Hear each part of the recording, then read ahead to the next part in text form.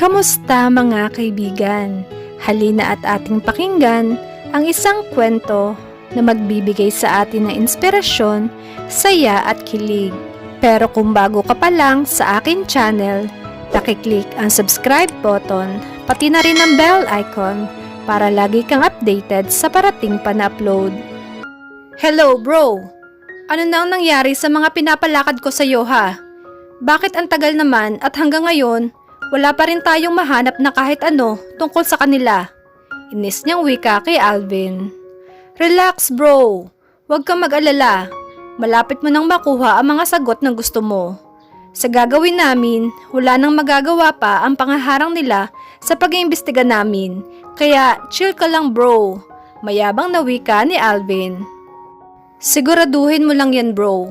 Ang tagal na natin nag-iimbestiga, pero hanggang ngayon, wala ka pa rin maibigay na kahit anong impormasyon tungkol sa tarantadong maangas na Harold na yan. I know, but don't worry. Soon, you will have the investigation reports you want in your desk, so chill bro. Fine, nanggigigil na talaga kasi ako sa maangas na Harold na yan. Wala lang ako magawa dahil ayoko magalit sa akin si Ramona pag ginulpi ko ang gagong yon. Kaya nga, relax ka lang bro. Huwag ka munang gumawa ng kahit na anong moves at baka mapurnada pa ang pagbawi mo sa mag-ina mo pag nagalit sa'yo si Ramona. Okay fine, I have to go. I'll call you back again soon. Sabay patay ng kanyang phone. Pagkatapos nilang mag-usap, maya-maya ay ang kanyang mami naman ang tumawag. Hello ma'am, wika niya sa kabilang linya. Hello son, how are you honey? I'm good mom. How's your trip to Canada? Oh well honey, it's kinda tiring.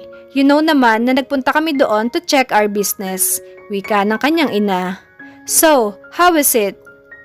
We already fixed the problem son. Anyway, tumawag ako sa iyo to invite you for dinner tonight because we miss you son. Wika ng kanyang ina. Okay mom, I'll be there tonight before 7 p.m. Great, I'll see you then. Bye son. Pwede ko kayang mahiram ang aking anak upang ipakalala ito sa aking mga magulang? Bulong ng isip niya.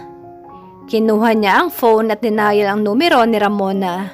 Nakailang ring muna ito bago may sumagot sa kabilang linya. Hello Ramona? Kinakabahan niyang wika.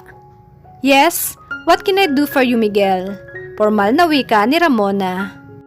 My mom invited me for dinner tonight. Gusto ko sana silang i-surprise na may apo na sila. Gusto ko sanang ipakalala sa kanila ang anak natin. Is there a chance that you can trust me to take my son with me tonight? Pakiramdam ko ay may bumabara sa aking lalamunan at dahan-dahan akong pinapatay sa bawat segundo paghihintay ko ng sagot sa kabilang linya. Miguel, can I call you back? I need to talk to Harold first about this. Sure, take your time. Kinakabahan kong wika at pinutol na agad niya ang aming usapan. Makalipas ang halos isang oras ay tumunog ang kanyang phone. Can you promise me to bring him back before 9 p.m.? Yes, oh my God, yes, I promise you that. He will be home before 9 p.m. Masayang wika niya. Alright Miguel, you can take our son, but make sure na babantayan mong mabuti ang anak ko. Yes, I promise.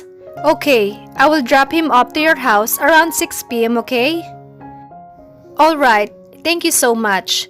Wika niya at narinig niya ang pagpatay ng telepono sa kabilang linya. I need to call my mom para masabihan sila na may isasama ako. Bulong niya sa sarili. Hello son, napatawag ka. Huwag mo sabihing hindi ka makakapunta maya-maya. Kung hindi, magtatampo na lang talaga ako sa'yo. Litanya ng kanyang ina. No ma'am, darating ako. Gusto ko lamang malaman nyo na may isasama ako. Isang malaking sorpresa ko para sa inyo. Oh, mukhang mag-aasawa ka na yata anak ko. Tuwang-tuwang wika ng kanyang ina. Ayan ka na naman ma'am, basta darating kami dyan mamaya. See you tonight ma'am. Wika ko at pinatay na ang phone. Eksaktong 6:00 ng hapon ay dumating si Ramona kasama ang aming anak. Halos magandara pa ako sa pagsalubong sa kanila, ngunit napalitan ng pagkadismaya ang aking kasiyahang nararamdaman nang matanaw ko kung sino ang nagmamaneho ng kanyang sasakyan. O Miguel, mukha yatang biglang nagbago ang timpla ng pagmumukha mo nang makita mo ako ha. Panginis na wika ni Harold. Wala ako sa mood makipag-usap sa'yo. Inis niyang wika at sinalubong na agad ang kanyang mag-ina. Yumakap agad ang kanyang anak pagkalapit niya. Hi Daddy, I am so excited to meet my grandparents. Me too, son. We will go in to surprise them with your killer smile, okay? Mag-iingat kayo. Babalikan ko ang anak ko mamayang 9 p.m. Saad ni Ramona. Natin munchkins, babalikan natin. Mahirap na, baka manyakin ka pa ng unggoy na yan. Pangaasar na wika ni Harold. Sasagot pa sana siya nang biglang magsalita si Ramona. Magsitigil nga kayong dalawa. Tara na at na makapagbanding na ang mag-ama. Litanya niya. Kakamot-kamot ng ulo na sumunod sa kanya si Harold.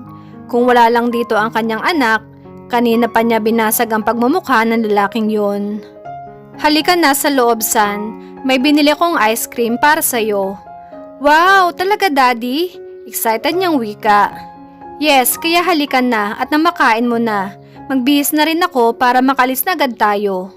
Pagkabihis niya ay mabilis siyang bumaba ng hagdan at nagtuloy sa dining area kung nasaan ang kanyang anak at kumakain ng ice cream. Manang, wag na po kayo magluto ng hapunan para sa akin. Kila mami kami kakain ng anak ko. Wika niya. Naku anak, napakaganda ni Ramona. Nakasilip ako kanina, gustong-gusto ko sanang lumapit, kaya lang may ginagawa ako.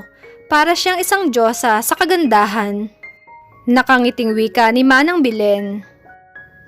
Maganda po talaga mami ko at napakarami pong lalaki na gustong manligaw sa kanya. Pero lagot po sila kay Papa Harold ko. Bubugbugin po sila. Pagmamayabang na wika ng kanyang anak. Ay ganun ba? Sayang pala at may bumabakod na sa kanya. Wika ni Manang sabay sulyap sa kanya. Halika na son, baka malate pa tayo. Naghihintay na ang mga lola at lolo mo. Yakag niya sa kanyang anak at mabilis niya itong binuhat upang dumiretso na sila sa kanyang sasakyan. Maayos silang nakarating sa mansyon ng kanyang mga magulang. Habang bumubukas ang mataas na gate, ay naaninag niya ang dalawang bulto na nakabang sa may hardin. Pagkaparada niya ng kanyang sasakyan, ay nauna siyang lumabas. Sinabihan niya si Vince na wag munang bababa ng sasakyan. Iniwan niyang bukas ang pintuan ng driver seat. Nagmamadaling lumapit sa kanya ang kanyang mga magulang, kaya unti-unti na din siyang lumapit sa kanila. Yumakap at humalik siya sa kanyang ina at ganon din sa kanyang ama. Son, we missed you so much. Litanya ng kanyang ama. Nasaan na ang sorpresa mo sa amin anak? Magpapakasal ka na ba? Wika ng kanyang ina. Ma'am, walang ikakasal. I wish though. Wika niya. So, ano yung sorpresa mo? Baka ginugood time mo lang kami ng daddy mo ha? Iritadong wika ng kanyang ina. Tumawa lamang siya at isinara ang pintuan ng driver seat. Umikot siya sa passenger seat at binuksan ang pintuan nito. Napamaang ang kanyang mga magulang na lumabas si Vince sa sasakyan. Oh Miguel, sino ang batang yan at bakit kamukhang kamukha mo? Nanlalaking matang tanong ng kanyang ina habang ang kanyang ama ay parang natulos na kandila at hindi na makakilos. Son, I want you to meet your grandparents. This is your Lola Mercedes and your Lola Simon. Wika niya. Nagulat siya nang biglang sumigaw ang kanyang ina. OMG Miguel, totoo ba to? May apo na kami? OMG Simon, mahal ko, may apo na tayo. Umiiyak na wika ng kanyang ina. Nagmamadali ang kanyang magulang na lapitan ng kanyang anak. Nagyakapan sila at halos mambura na ang makeup ng kanyang ina sa kakaiyak. Halina kayo sa loob at marami ka pang ipapaliwanag sa amin ng daddy mo. Wika ng kanyang ina. Napakasaya na naging hapunan nila dahil sa kanyang anak. Sobra-sobrang pagmamahal ang pinapakita at pinaparamdam ng kanyang mga magulang sa kanyang anak na lubos niyang ikinakasaya.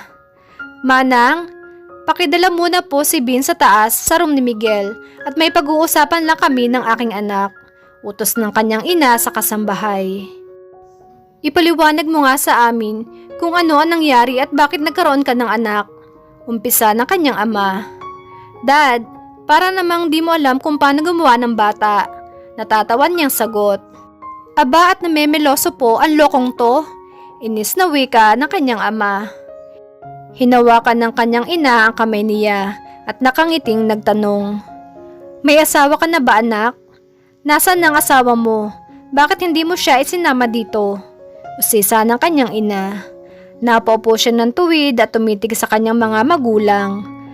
Maya-maya pa ay napagdesisyonan niya na sabihin sa kanila ang lahat-lahat ng nangyari. Mula umpisa, wala siyang itinago sa kanila. Maya-maya pa ay tatango-tango na lamang ang kanyang ama. Alam mo bang kilalang business tycoon si Don Miranda, ang ama ni Harold Miranda? Wika ng kanyang ama. Yes, Dad. Hindi naman lingid sa aking kaalaman ang katayuan nila, pero ang hindi ko mahalukay ay kung ano ang ugnayan ni Ramona sa mga Miranda. Wika niya. Alam mo anak, sa pagkakaalam ko, may nawawalang isa pang anak si Don Miranda. Hindi kaya si Ramona ang nawawalang bata at nahanap na nila ito? Wika ng kanyang ama. Napataas ang kanyang ulo. Dad, sa tingin ko, kailangan nating tanungin ang aking anak. Tuwa niyang sambit. Abay ano pa ang iniintay mo? Ipatawag mo na dito ang aking apo. Wika ng kanyang ina. Ako na ma'am, dadalhin ko siya dito. At nagmamadali na siyang umakyat sa kanyang silid. Apo, halika dito. May itatanong sa'yo si Lolo ha? Pag-uumpisa ng kanyang ama. Ano po yun Lolo? Utal na Tagalog ng kanyang anak. Asawa ba ng mami mo si Papa Harold mo? Wika ng kanyang ama. No, Grandpa. Papa Harold is my uncle. He is my mom eldest brother. Wika ng anak niya na nagpatayo sa kanya. OMG, pinaglalaroan lang pala ko ni Harold. Galit niyang wika. Tatawa-tawa naman ang kanyang ama. Ngayong alam mo na anak, gawin mo ang lahat para mabawi mo ang ina ng anak mo. At pakasalan mo agad o kaya kidnapin mo na at gumawa pa kayo ng maraming apo. Wika ng kanyang ina. Mercedes, sita ng kanyang ama. Gagawin ko talaga yun mom. Wika niya. Miguel, daanin mo sa maayos at huwag ka nga makikinig sa ina mo.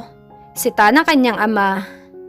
9 PM nang dumating si Ramona kasama ang hambog na Harold na kapatid pala niya.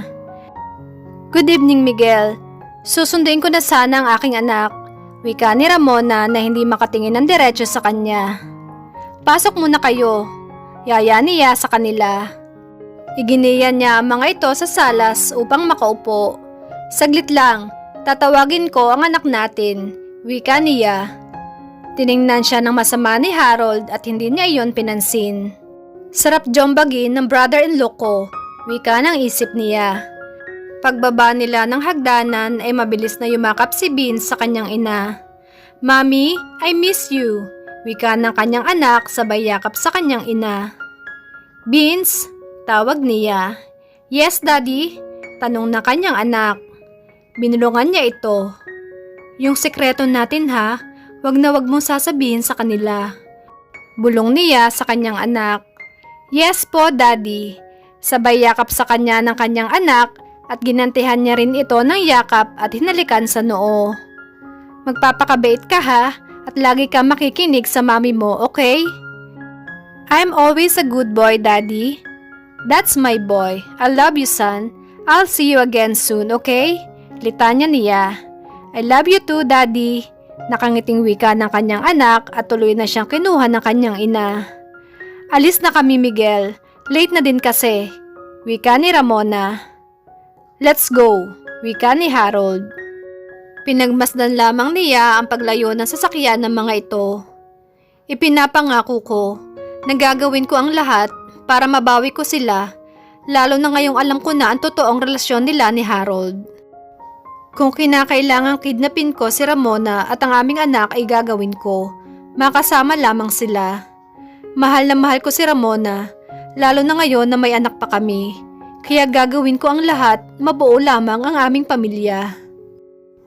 Ngayong alam na niya na si Harold ay kapatid ni Ramona, lalo siyang nagkaroon ng lakas ng loob para ipaglaban ang pagmamahal niya sa dalaga.